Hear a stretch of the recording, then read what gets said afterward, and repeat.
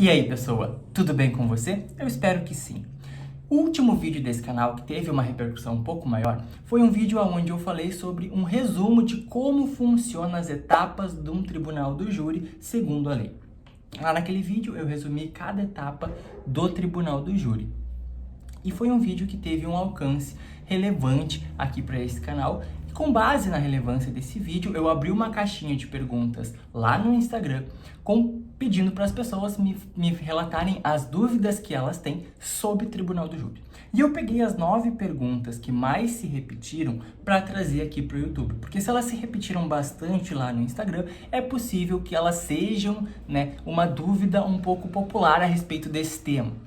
Então eu vou respondê-las aqui de forma simples e objetiva, mas que você entenda o que precisa saber sobre essa temática de Tribunal do Júri, tá? Se você não viu esse outro vídeo, eu vou deixar o link aqui no card aqui em cima e também vou deixar aqui na descrição para você assistir ao final desse vídeo, clicar lá e poder assistir o resumo do passo a passo de como funciona o Tribunal do Júri. Mas quais foram as perguntas que mais se repetiram? A primeira pergunta foi: quais são os crimes julgados pelo Tribunal do Júri? E teve uma pessoa em específico que perguntou: por que eu vi, junto com o crime de homicídio, um crime de tráfico sendo julgado pelo Tribunal do Júri? Bom, vamos lá. Segundo a Constituição Federal, os crimes de competência originária do Tribunal do Júri são os crimes dolosos contra a vida.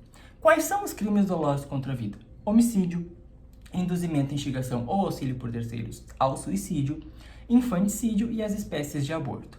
Esses crimes estão lá no artigo 121, 22, 23, 124, 25 e 26, se eu não me engano, todos do Código Penal. Lá estão, que são os primeiros crimes do Código Penal, todos eles dolosos contra a vida. E esses são os crimes de competência do Tribunal do Júri. Eu não vou entrar aqui em regras de competência, tá? Porque o vídeo ele é para ser destinado a essas perguntas do Tribunal do Júri de forma simples e objetiva. Então, que qualquer pessoa entenda, até quem não é da área do direito, porque a gente sabe que o Tribunal do Júri é um tema popular, então ele vai além dos operadores do direito. Mais pessoas que não da área jurídica se interessam por esse tema, então eu vou tentar não deixar um vídeo técnico. Se você é estudante, advogado, concurseiro, enfim, e quer um resumo sobre regras de competência, com uma explicação minha aqui no canal, me deixa aqui nos comentários ou me manda lá no Instagram, a gente pode conversar sobre isso e eu providenciar um vídeo sobre competência. Mas se os crimes de competência originária do Tribunal do Júri são os dolosos contra a vida, por que esse indivíduo viu um crime de tráfico sendo julgado pelo Tribunal do Júri junto com um crime de homicídio? Bom, a justiça ela é dividida por competências, tá? E existe a competência do Tribunal do Júri, que são os crimes dolosos contra a vida, e existem as demais competências da justiça criminal.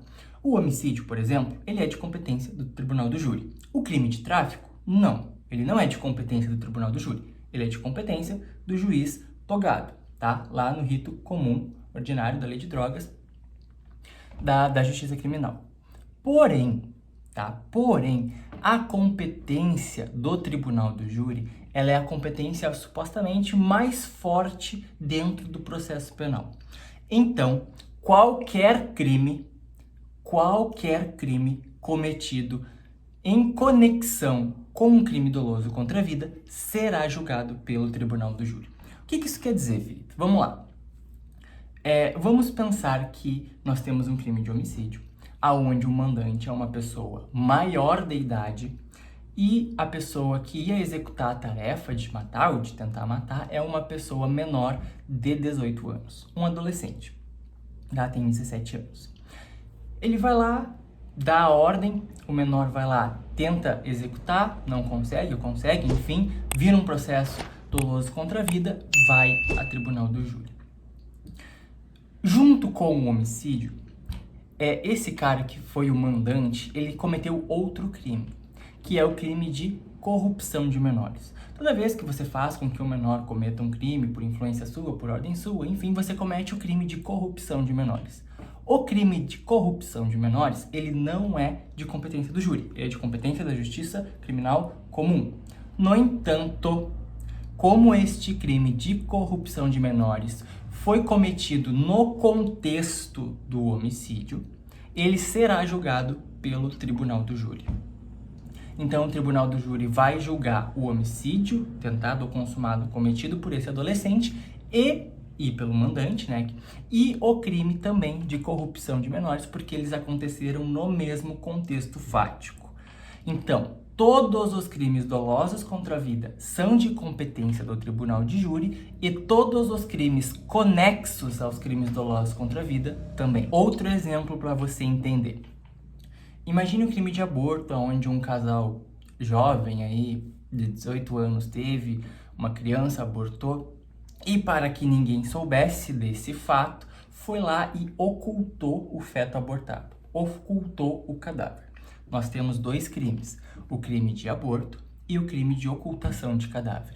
O crime de aborto, ele é de competência originária do tribunal do júri, porque é doloso contra a vida. O crime de ocultação de cadáver, não. Mas como eles foram feitos no mesmo contexto, ou seja, o crime de ocultação de cadáver só existiu para ocultar o cadáver oriundo do crime de aborto, que é doloso contra a vida, o tribunal do júri vai julgar o aborto e a ocultação de cadáver.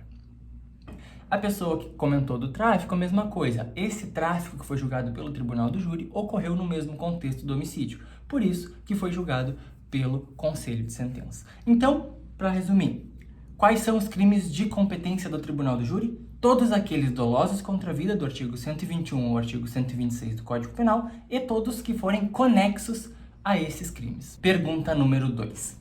Qual o objetivo do tribunal do júri? Essa pergunta se repetiu bastante também. E conversando com as pessoas, o intuito dessa pergunta era mais ou menos saber por que é um tribunal do júri que julga e não um juiz togado. Por que os crimes dolosos contra a vida são sempre o conselho de sentença que julga e não o juiz.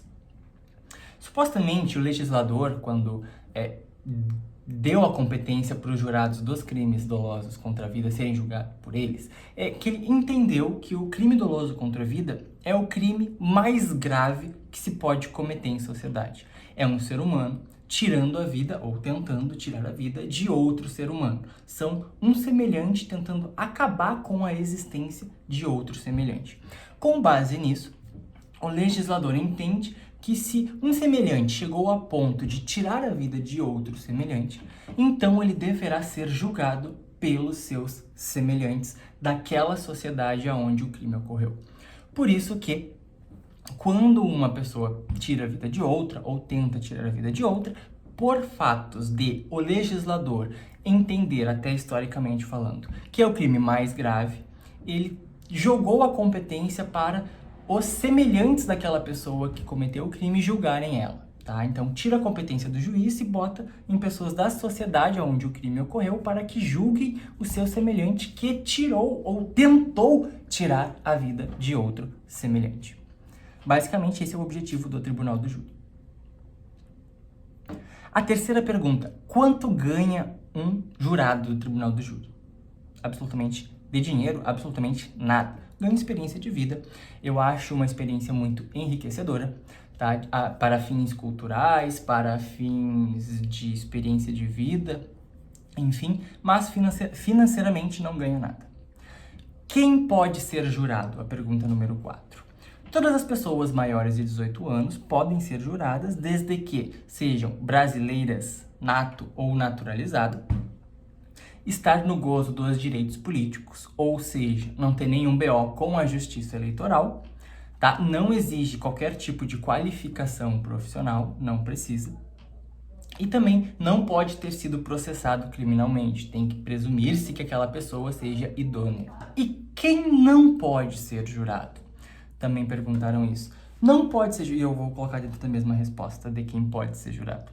Quem não pode ser jurado, a pessoa analfabeta não pode, via de regra. Surdo-mudo não pode. O surdo com aparelho auditivo pode, tá? Mas o surdo-mudo, a princípio, não pode. O cego também não pode. O inimputável também não pode. Inimputável são todas aquelas pessoas menores de 18 anos e as pessoas com algum tipo de deficiência ou retardo mental, tá? Essas pessoas não podem ser juradas. E também quem não estiver no gozo dos direitos políticos, quem tiver com algum BO com a justiça eleitoral também não vai poder ser jurado. No artigo 439, né, do CPP, ele diz que o exercício da função de jurado constituirá serviço público relevante e estabelecerá a presunção de idoneidade moral. Idoneidade é uma coisa que serve para muitos concursos, muitas coisas na área pública você precisa ter idoneidade, tá? Que ela é, via de regra, presumida até que se prove o contrário, mas se você participar do tribunal do júri como jurado, né, não como réu, pelo amor de Deus, você terá presunção de idoneidade moral. E, inclusive, no artigo 440, ela dá ao jurado que participou alguns direitos. Não paga nada, tá? Não dá nada financeiramente, mas dá alguns direitos. Que eu vou ler o artigo aqui porque é bem interessante. Se você pretende fazer concurso público, é muito interessante. E se você tem uma empresa e quer participar de licitação, é muito importante. Diz assim: constitui também direito do jurado, na condição do artigo anterior, preferência em igualdade de condições nas licitações públicas, no provimento, mediante concurso, de cargo ou função pública, bem como nos casos de promoção funcional ou remoção voluntária. Se você está participando de uma licitação, você tem uma empresa e está participando de uma licitação e dá de empate, você empata com outra empresa nas mesmas igualdades de condições, e você foi jurado do tribunal do júri e o cara da outra empresa não foi, você leva, você vence. Também, você está concorrendo a um cargo público ou a uma função pública e você empata em igualdade de condições com outro candidato. E esse outro candidato foi jurado e você não, ele passa e você fica, tá? Bastante interessante isso. Então, além da experiência enriquecedora, você também tem esse tipo de vantagem caso participe. Outro detalhe, você foi convocado para ser jurado, você tem que participar, tá? Você tem que ir para o sorteio dos jurados e se for sorteado entre os 7, você tem que participar. E se você trabalha, se você tem CLT, se você é funcionário público, enfim, se você não é o seu próprio chefe, você trabalha para alguém ou para algo, você não poderá ter desconto no salário caso você seja sorteado. Você vai ir ao fórum tranquilamente, vai participar do júri tranquilamente e não poderá ter descontado dos seus vencimentos ou do seu salário qualquer tipo de valor por ter faltado ao trabalho nesse dia. A pergunta número 5 é: por que uma pessoa vai a júri popular? Bom, porque se envolveu em um crime doloso contra a vida, e aí eu remeto a resposta à pergunta número 1, tá? É por isso que ela vai a júri. Pergunta número 6. Quem determina a pena no tribunal do júri? Essa pergunta, ela se repetiu várias vezes e eu vi que são pessoas que não são ligadas à área jurídica ou são pessoas que estão no início da faculdade, e essa é uma pergunta muito justa para quem não é estudante de direito penal, não é envolvido com essa área, enfim. Por quê? Porque nós somos muito acostumados a ter contato com o tipo de júri americano. É muito comum nós vermos em filmes, em séries. A maioria de vocês já deve ter assistido Suits ou Como Se Livrar de um Assassinato, né? How to Get Away with Murder, que são séries que bombaram sobre direito. E tantas outras aí, eu tenho também, inclusive, lá no meu site. E aqui no YouTube eu tenho um vídeo indicando filmes e séries jurídicos para você assistir. São todos muito bons. Eu sou viciado nesse tipo de filme. Então, fica aí, vou deixar uma dica de filme nessa área para vocês assistirem. Lá nos Estados Unidos, o jurado define se é culpado ou se não é culpado, que nem aqui no Brasil, guilt, not guilt, mas também define a pena. Nos Estados Unidos, o corpo de jurados define a pena que a pessoa vai pegar. Porém, no Brasil, não. No Brasil, quem define a pena é o juiz togado. O jurado vai apenas dizer, é culpado ou não é culpado? Foi ele ou não foi ele? Absolve ou não absolve? A partir do momento que diz que foi ele e que não absolve, vai para o juiz dar a sentença. A sentença, a pena que ele irá cumprir, quem decide é o juiz. Pergunta número 7. Quantas horas demora um julgamento popular? E como eu fui muito estudioso durante toda a faculdade de Direito e sou um advogado muito dedicado, eu respondo com tranquilidade. Depende, tá? Como todo operador do direito sabe, depende é a melhor resposta para qualquer pergunta. Mas, falando sério, não tem uma hora mínima de duração e não tem uma hora máxima de duração. Se vocês acompanharam ou tomaram conhecimento do julgamento do Tribunal do Júri da Boate Kiss aqui no Rio Grande do Sul, inclusive tem uma série na Netflix muito boa que conta um pouco sobre o caso pela perspectiva dos pais dos sobreviventes e de algumas vítimas. É uma série pesada, mas é bem interessante de assistir. O nome é Todo Dia, Mesma Noite, se eu não me engano. Enfim, o julgamento daquele caso durou 10 dias. 10 dias de tribunal do júri, começando não me recordo bem, mas começando 8 horas, 9 da manhã e terminando 8, 9 da noite, tá? Por 10 dias. Teve um júri federal também, onde um professor meu do curso de Lei de Drogas, o professor Fabiano, fez, salvo engano, o júri que ele fez durou 15 dias. Mas também eu já vi um júri, já participei de um júri que começou às 10 da manhã e terminou às 6 da tarde. Então, do mesmo dia. Então, assim, depende muito da quantidade de testemunhas, da quantidade de réus, da quantidade de peritos, depende muito do que vai ter dentro do processo para ser ouvido, debatido e julgado. A número 8 foi: quais são os princípios do Tribunal do Júri? A Constituição Federal de 88 elenca quais são os princípios norteadores do Tribunal do Júri, que é a plenitude de defesa, que é mais que a ampla defesa, tá? Plenitude de defesa só existe no Tribunal do Júri e ela é maior do que a ampla defesa. Nós temos o sigilo das votações e nós temos a soberania dos vereditos, tá? E os demais princípios do processo penal vão se aplicar por óbvio, mas os específicos taxativos pela Constituição no que diz respeito ao Tribunal do Júri são esses, tá? Plenitude de defesa. Ah, Felipe, por que ela é maior que a ampla defesa? O que isso significa? Significa que a pessoa que está lá no Tribunal do Júri, ela pode exercer a plenitude de defesa quando está no seu debate. Por exemplo, ela pode usar argumentos de cunho religioso, sociológico, político, enfim, pode usar o tipo de argumentação que ela quiser e não só argumentação jurídica, como num processo comum, tá? Dentre tantas outras possibilidades dentro da plenitude de defesa, que muitas vezes é preciso invocar porque alguém da promotoria, alguém do juízo está tentando cercear um direito da defesa, que muitas vezes consegue quando é na esfera comum do processual criminal, mas quando é no Tribunal do Júri não consegue por causa da plenitude de defesa. O sigilo das votações garante que ninguém saiba em que o jurado votou. Ninguém vai saber, além do próprio jurado, e se ele não contar para ninguém, só ele vai saber se ele votou pela condenação ou pela absolvição, né? Pela inocência. Ninguém vai saber, nem o juiz, nem o promotor, ninguém. Só o próprio jurado vai saber.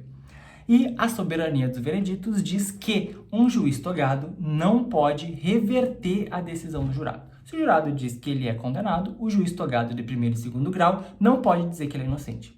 Se o corpo de jurados diz que ele é inocente, o juiz togado de primeiro e segundo grau não pode dizer o contrário, tá? Não pode.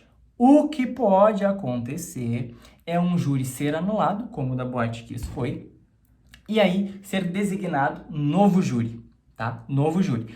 Anula, caça aquela sentença, torna ela nula por algum equívoco, por algum erro procedimental e manda o réu a novo júri, mas não reverte a decisão.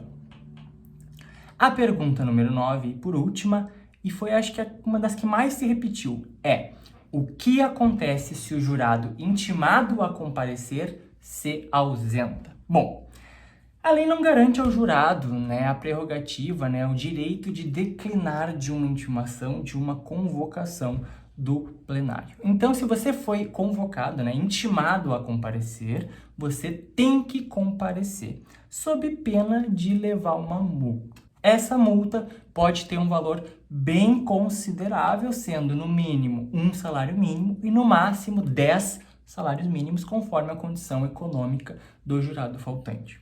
Mas é claro, não se desespere. Você pode justificar uma ausência, você pode comparecer na sessão de sorteio e falar com o juiz, né, ou com o assessor do juiz, explicando: eu não posso participar porque meu pai está doente, internado no hospital, sou eu que cuido, eu tenho que fazer isso, tenho que fazer aquilo. Se você tiver um bom argumento, uma boa justificativa plausível, você será liberado. Mas, para isso, é preciso que você compareça no dia do sorteio e explique a sua situação, tá bom? E essas foram as perguntas que mais se repetiram. Você tem alguma pergunta sobre o Tribunal do Júri, alguma dúvida que eu não comentei aqui? Deixe nos comentários ou nas redes sociais que eu vou deixar aqui. Você pode me seguir, entrar em contato, mandar mensagem. Podemos trocar ideia tranquilamente sobre qualquer tema, de preferência do direito penal, mas estamos abertos a qualquer tema do direito, filosofia, o que você quiser, tamo aí, tá? Espero que esse vídeo tenha sido útil, deixa um like para ajudar na produção de novos vídeos e nos vemos em uma próxima oportunidade. Um beijo para as meninas, um abraço para os meninos e tchau!